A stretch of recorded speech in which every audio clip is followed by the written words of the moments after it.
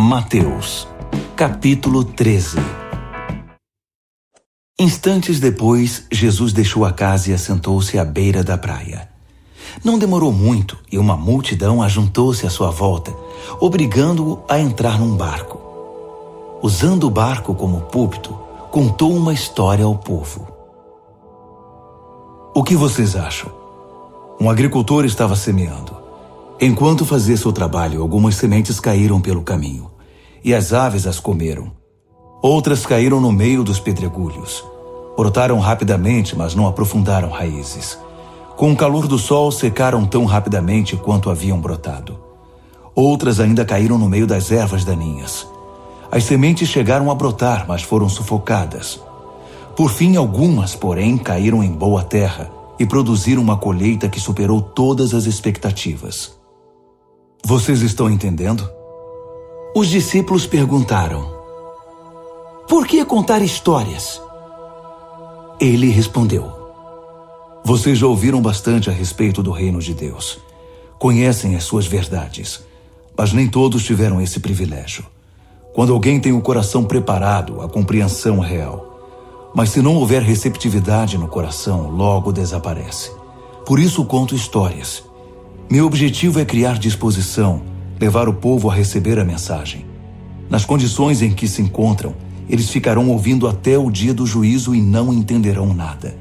Vão ficar irritados por ouvir tanto e não entender coisa alguma. Que não se repita a previsão de Isaías. Seus ouvidos estão abertos, mas não entendem uma palavra. Seus olhos estão abertos, mas não veem nada. Esse povo é cabeça dura. Eles tapam os ouvidos com os dedos para não ter de escutar. Eles fecham os olhos para não serem obrigados a ver. E assim evitam ficar comigo face a face e me deixar curá-los. Vocês, no entanto, têm olhos abençoados por Deus, olhos que veem, e ouvidos abençoados por Deus, ouvidos que ouvem. Muita gente, profetas e crentes humildes, daria qualquer coisa para ver o que vocês estão vendo e ouvir o que vocês estão ouvindo, mas nunca tiveram chance. Reflitam sobre a história do agricultor e as sementes. Quando alguém ouve as novas do reino e não se apropria delas, elas permanecem na superfície. Então vem um maligno e as arranca do coração do ouvinte. Essa é a semente que o agricultor espalhou pela estrada. A semente lançada nos pedregulhos corresponde àquele que ouve e instantaneamente recebe a mensagem com grande entusiasmo. Mas a palavra não cria raízes. Assim, diante de alguma dificuldade ou quando passa a emoção, a mensagem é esquecida e não sobra nada. A semente lançada no meio das ervas daninhas é aquele que ouve a mensagem do reino, mas é vencido pela preocupação e pela ilusão de manter o que tem e de ganhar mais. A mensagem é sufocada e não sobra nada. A semente lançada na terra boa é a pessoa que ouve a palavra e a acolhe, e a colheita supera todas as expectativas. Ele contou outra história. O reino de Deus é semelhante a um fazendeiro que plantou semente de boa qualidade em suas terras. Na mesma noite, enquanto os empregados dormiam, seu rival misturou sementes de ervas daninhas aos grãos de trigo e fugiu antes do amanhecer. Os primeiros brotos surgiram e o grão começou a crescer, mas a erva daninha também apareceu. Os lavradores perguntaram ao fazendeiro: patrão, se o senhor plantou semente de boa qualidade, de onde veio a erva daninha? Ele respondeu: algum inimigo fez isso. Devemos arrancar as ervas daninhas? Quiseram saber os lavradores. Ele respondeu: não, pois se arrancarem as ervas daninhas, vocês vão arrancar o trigo também. Deixe que cresçam juntos até a época da colheita. Vão instruir os ceifeiros a arrancar as ervas daninhas e amarrá-las em fardos para o fogo e a juntar o trigo para guardá-lo no celeiro. Outra história. O reino de Deus é como a semente de mostarda plantada por um agricultor.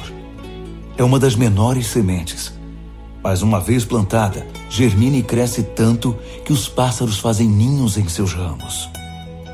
Mais uma história. O reino de Deus é como o fermento que uma mulher põe na massa para fazer muitos pães e fica esperando a massa crescer. Tudo o que Jesus fez naquele dia foi contar histórias. Uma longa tarde de histórias. Também foi o cumprimento de uma profecia. Abrirei minha boca e contarei histórias. Trarei a público coisas ocultas desde o primeiro dia da existência do mundo. Jesus dispensou o povo e foi para casa. Os discípulos então pediram: explica-nos a história das ervas daninhas na lavoura.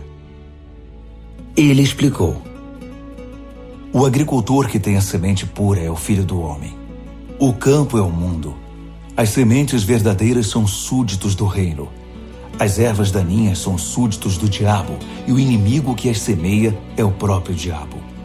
A colheita é o fim dos tempos, o desfecho da história. Os ceifeiros são os anjos. A cena em que as ervas daninhas são enfeixadas e queimadas faz parte do último ato.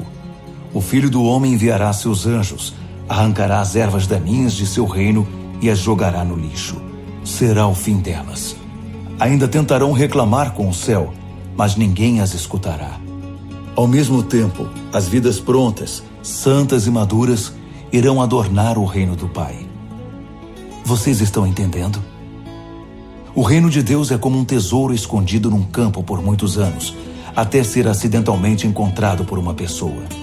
Ela fica eufórica com a descoberta e vende tudo o que possui a fim de reunir a quantia necessária para comprar aquele campo. O reino de Deus também é como um comerciante de joias que busca as melhores pérolas. Um dia encontra a pérola perfeita e imediatamente vende tudo o que possui para comprá-la. O reino de Deus também é como uma rede de pesca lançada ao mar que apanha toda espécie de peixes. Quando está cheia, é puxada até a praia. Os peixes bons são recolhidos e guardados num tonel. Os que não estão bons são jogados fora. Assim será feito no desfecho da história. Os anjos virão, separarão os peixes ruins e os jogarão fora.